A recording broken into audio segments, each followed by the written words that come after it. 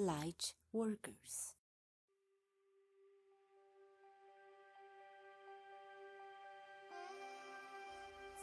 Quando imaginamos uma terra oca, a mente entende que trata-se de algo que não tem nada do lado de dentro.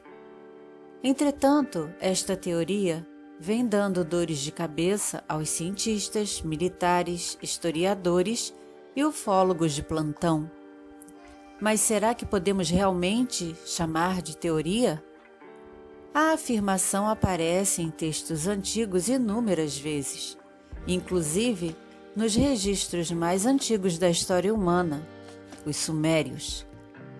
Quantos leram o clássico livro Viagem ao Centro da Terra, de Júlio Verne?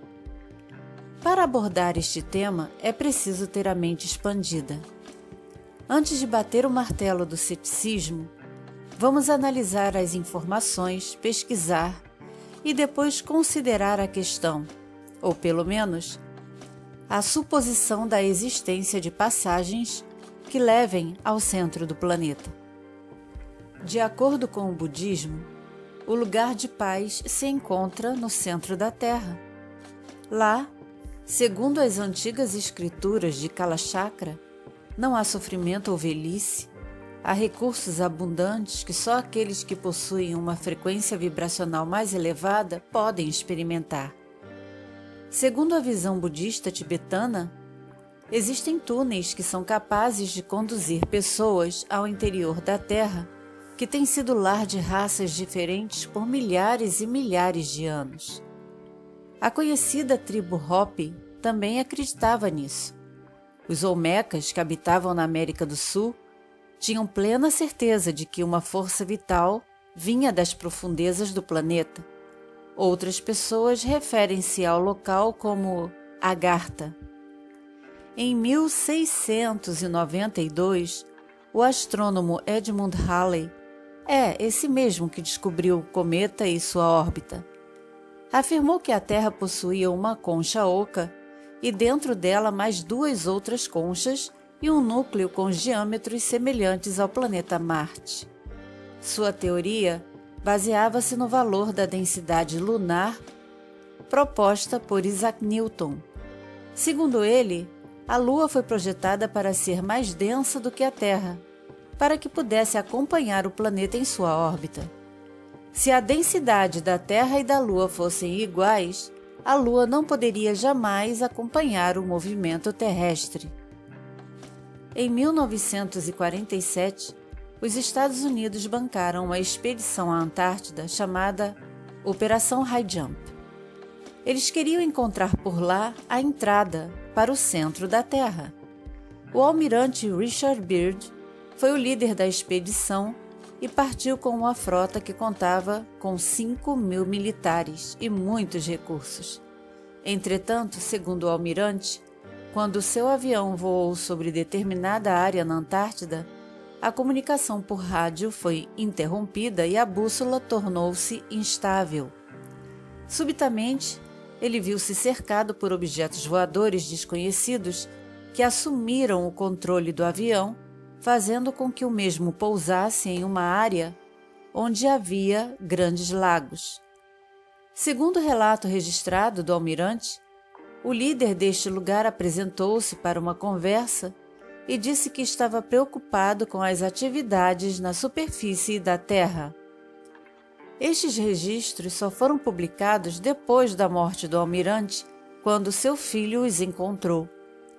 Ainda de acordo com o relato, o líder disse que as guerras são fúteis e vãs, e que quando o momento certo chegasse, eles ajudariam a humanidade. A missão do almirante seria retornar à superfície e transmitir essa mensagem. Quando encontraram o diário do almirante sobre a expedição, leram a seguinte frase: "Chega um momento em que a racionalidade dos homens deve tornar-se insignificante e deve-se aceitar a inevitabilidade da verdade." Leram também: "Não tenho a liberdade de divulgar a seguinte documentação. Talvez ela nunca veja a luz do escrutínio público, mas devo cumprir meu dever e registrar para que todos possam talvez ler um dia. De acordo com seus registros, o que ele viu não foi uma ilusão. Então deduzimos que a ele foi permitida essa descoberta. Mas antes de pousar em seu avião, o rádio que estava desativado instalou e uma voz com sotaque nórdico ou germânico disse: "Bem-vindo, almirante. Relaxe, o senhor está em boas mãos." Tudo já soaria estranho até aí, mas fica pior quando, antes de pousar, ele afirma em seus registros que os objetos que se aproximaram tinham o símbolo da suástica neles. E nos perguntamos por quê. Teria ele encontrado a entrada da base alemã, que por sua vez estaria instalada e com livre acesso a tecnologias desconhecidas pela população na superfície da Terra? Segundo ele, os seres eram altos, loiros, nórdicos. O líder chamou o local de Ariani. Não estavam os alemães buscando a pureza da raça ariana? A atenção foi voltada à superfície após a explosão das bombas em Hiroshima e Nagasaki. Segundo o ser, o homem da superfície aprendeu a mexer com o poder da energia atômica, e muitos humanos seriam capazes de destruir o próprio mundo a renunciar ao poder que alcançariam.